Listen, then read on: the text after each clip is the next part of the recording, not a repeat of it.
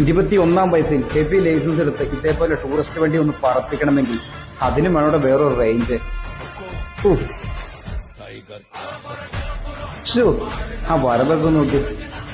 നമ്മുടെ ജീവിതത്തിൽ എന്തെങ്കിലുമൊക്കെ ഇതുപോലെ ആഗ്രഹമുണ്ടെങ്കിൽ നാളത്തേക്കായിട്ട് മാറ്റിവെക്കാതെ ആത്മാർത്ഥമായിട്ട് പരിശ്രമിച്ചാൽ നേടാത്തായിട്ട് ഒന്നുമില്ല കേട്ടോ. ഈ കഴിവുള്ള ആളുകളെ അംഗീകരിക്കാൻ ഒരിക്കലും മടിക്കരുത് കേട്ടോ. കുറച്ചധികം കഴിവുള്ള ആളുകളൊക്കെ നമ്മൾ കണ്ടിട്ടുണ്ടാവും. ഇത് കഴിവിന്റെ കലവറയാട്ടോ. അത്യാവശ്യം നന്നായിട്ട് തന്നെ പാടുകയും ചെയ്യട്ടെ ഈ കുട്ടി. പാട്ട് ഞാൻ കേട്ടോ, ഞാൻ പാട്ട് കേൾപ്പിച്ചേരാട്ടോ. അതുകൂടാതെ ബൈക്ക് ഓടിക്കും, ട്രാവലർ ഓടിക്കും, അങ്ങനെ നിരവധി അനവധി കഴിവുകളുള്ള കുട്ടികളാണ്. അപ്പൊ നമ്മൾ അംഗീകരിക്കാൻ ഒരിക്കലും മടി കാണിക്കരുത് കേട്ടോ. ഈ ഒരു കൊച്ചു പ്രായത്തിൽ തന്നെ തന്റെ കഴിവുകളെല്ലാം ആ വീടിന്റെ 4 ചുമരുകൾക്കുള്ളിൽ തളം കെട്ടി നിർത്താതെ പുറലോകത്തേക്ക് എത്തിക്കാൻ ശ്രമിക്കുന്ന ഈ കുട്ടിയൊക്കെ നമുക്ക് നല്ലൊരു മാതൃക തന്നെയാട്ടോ.